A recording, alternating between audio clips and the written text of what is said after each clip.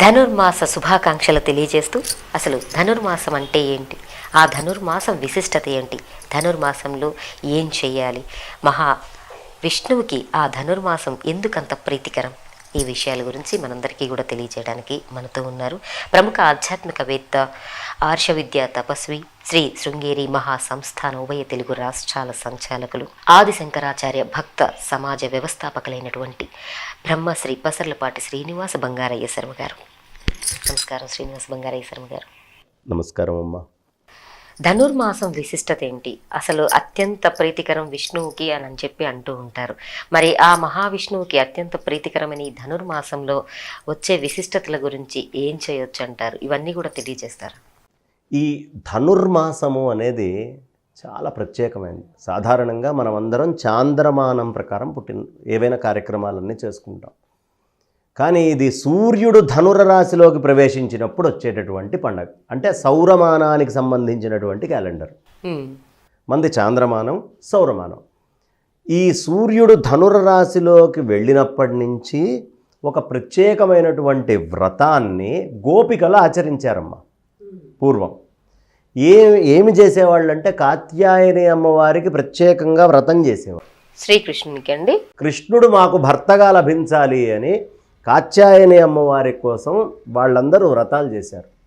సాధారణంగా ఇవాళ రేపు శైవమని, వైష్ణవమని, ఇది విష్ణుమూర్తికి సంబంధించిందే అని, ఇది శివుడికి సంబంధించిందే అని ఇలా కొట్టుకుంటూ ఉండేటువంటి రోజులు. కానీ శంకరాచార్యుల వారు ఈ కొట్లాటలన్నీ పోవాలి అనే ఉద్దేశంతో, నాయన విష్ణువుని కొలుస్తావా, శివుణ్ణి కొలుస్తావా, అమ్మవారిని కొలుస్తావా, గణపతిని కొలుస్తావా, సూర్యుడిని కొలుస్తావా, లేకపోతే సుబ్రహ్మణ్య స్వామిని కొలుస్తావు, నువ్వు ఎవరినైనా కొలుచుకో, కానీ మిగతా వాటి మీద విద్వేషం వద్దు, అన్నిటినీ సమానంగా పెట్టుకొని జాగ్రత్తగా నీకు ఇష్టమైన మూర్తిని ముందర పెట్టుకొని మిగతా అన్నీ కలుపుకుంటూ ముందరికి వెళ్ళాలి, ఇలా ప్రయాణం ఉండాలని శంకరులు చెప్పారు. ఇది గోపికలకు తెలుసు. ఈ మధ్యకాలంలో జనాలకు ఇబ్బంది. కానీ వాళ్ళందరూ చేసిన వ్రతం ఏమిటి? కాత్యాయని అమ్మవారి వ్రతం. కాత్యాయని అమ్మవారు అంటే ఎవరు? గౌరే కదా, పరమేశ్వరుడి యొక్క సతి. కాబట్టి ఆ కాత్యాయని అమ్మవారి యొక్క వ్రతాన్ని వాళ్ళు చేయడం వల్ల కృష్ణుణ్ణి వాళ్ళు పొందారు అనేదానికి గుర్తుగా ఈ సంక్రమణం నుంచి చక్కగా ఇల్లంతా ముందే పొద్దున్నే లేచి శుభ్రంగా అంతా పేడతోటి అలుక్కోవడం. అక్కడ కాత్యాయని స్వరూపం కదా అనుగ్రహించింది. ఆ కాత్యాయని ఎక్కడో బయట కాదు, మా గుమ్మం ముందే ఉండాలి అని గొబ్బెమ్మలు తెచ్చుకొని ఆ గొబ్బెమ్మలన్నింటినీ పేర్చుకొని వాటన్నిటికీ చక్కగా పూలు అన్ని రకరకాలైనటువంటివన్నీ వేసుకుంటూ ప్రతినిత్యము ఉదయాన్నే చక్కటి ముగ్గులు వేసుకున్న తర్వాత స్నానపానాదులన్నీ కూడా ఉషక్కాలానికల్లా పూర్తి చేసి ఈ తిరుప్పావై అనేటటువంటి పాసరాలు, గోదాదేవి అదే కథకి ఇదయ్యి ఆవిడ కూడా ప్రత్యేకంగా తిరుప్పావై పాసురాలని చెప్పింది. 30 పాసురాలు చెప్తారు ఈ ధనుర్మాసం అంతా కూడా. రోజుకొక పాసురం చప్పున ఆవిడ చెప్పుకుంటూ చెప్పుకుంటూ చెప్పుకుంటూ చెప్పుకుంటూ మొత్తము రంగనాథుణ్ణే తలుచుకుంటూ చివరికి ఆయనలో ఐక్యమైపోయింది ఆవిడ.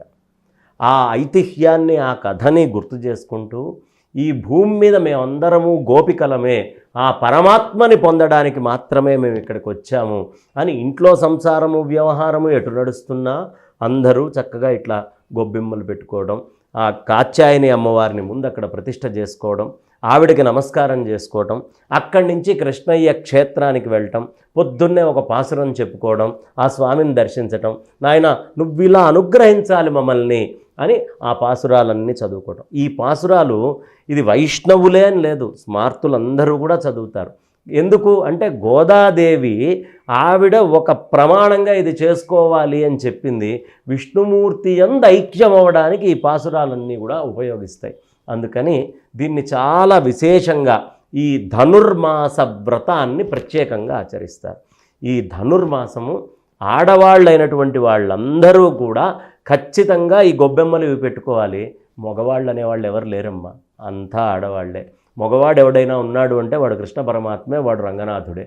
కాబట్టి మగవాళ్ళైన వాళ్ళు కూడా పాసురాలు తీసుకొని వెళ్ళి ఆ స్వామి ముందు కూర్చొని ఆ పరమపురుషుడి యొక్క ధ్యానం చేస్తూ చక్కగా ఆ స్వామిని ఈ తిరుప్పావై పాసురాలతోటి కనుక ప్రార్థన చేస్తే ఆ స్వామి అనుగ్రహించి ఈ మనస్సుని ఆయనతోటి ఐక్యం చేసుకుంటాడు. ఈ శరీరము అన్నీ కూడా ఆయనలో ఐక్యమైపోతాయి అని చెప్పడానికి సంకేతంగా మనం చేసుకునేటువంటి అద్భుతమైనటువంటి పండగనే ధనుస్సంక్రమణము అని మనం అంటాం.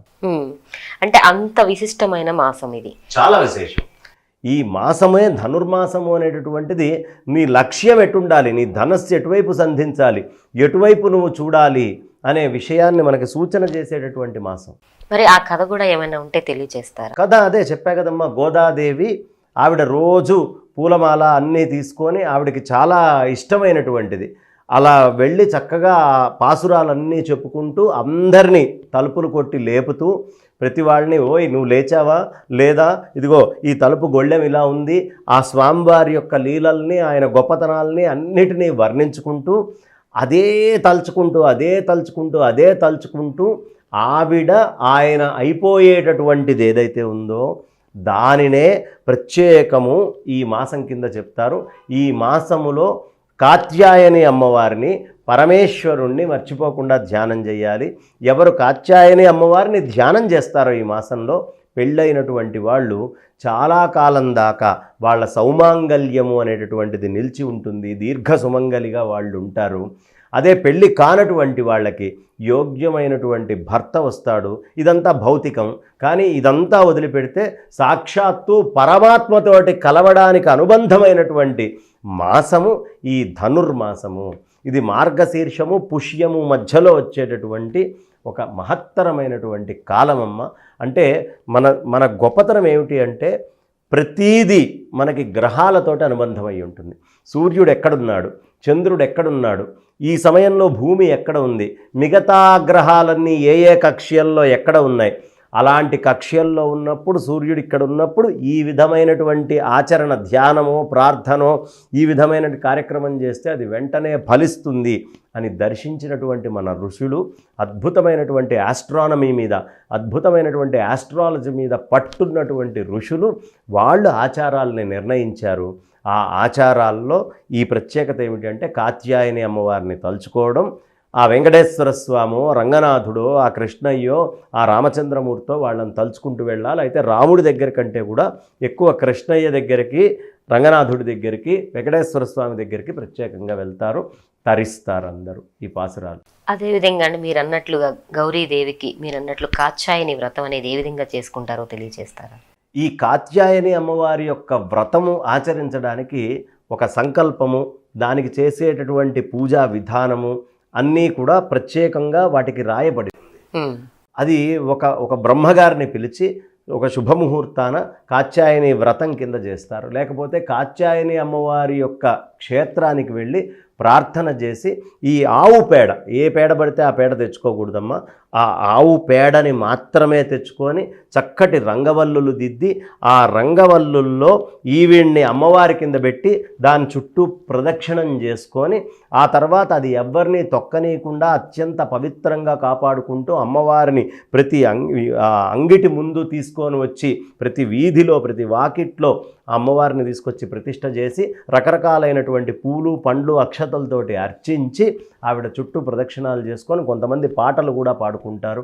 ఇలా పాడుకుంటూ ఆ ప్రదక్షిణాలు చేసుకుంటూ చేసేటటువంటి వ్రతాన్నే కాత్యాయని వ్రతం అంటారు. దానికంటే ముందు మొదటి రోజు కొద్దిగా పూజా భాగం ఉంటుంది, అది ఏ బ్రహ్మగారిని పిలిచినా చక్కగా చేసి పెడతారు. చాలా చక్కగా తెలియజేశారండి. ధనుర్మాసం అంటే అందరికీ కొద్దిగా తెలిసే అవకాశాలు ఉంటాయి, కానీ ఇంకా కూడా తెలుసుకోవాల్సింది కూడా చాలా ఉంటుంది. మీ మాటల్లో చక్కగా అమ్మవారిని పూజించుకోవాలని చెప్పారు. అలాగే శ్రీకృష్ణ పరమాత్ముని అంశాలను ఏ విధంగా అయితే వారిని అంతగా వారిని ధ్యానించాలో, పెళ్లి కాని వారందరికీ కూడా ఆమె ఎట్లా అయితే గోదాదేవి పూజ చేసుకుని పాసురాలు చదివి ఐక్యమైపోయారు, ఇవన్నీ కూడా చక్కగా తెలియజేసిన ధన్యవాదాలు. విన్నారు కదండి ధనుర్మాసం విశిష్టత గురించి. మరి ఆ ధనుర్మాసంలో ఏ దేవుళ్ళను ఏ విధంగా ఆరాధించాలో, మరి ఆ గౌదాదేవి పాసురాలను ఏ విధంగా చదివి ఆ దైవంలో ఐక్యమయ్యారు, ఇవన్నీ కూడా మనందరికీ చాలా చక్కగా తెలియజేశారు కదా. మరి మీ అందరికీ కూడా ధనుర్మాస శుభాకాంక్షలు తెలియజేస్తాం. నమస్కారం.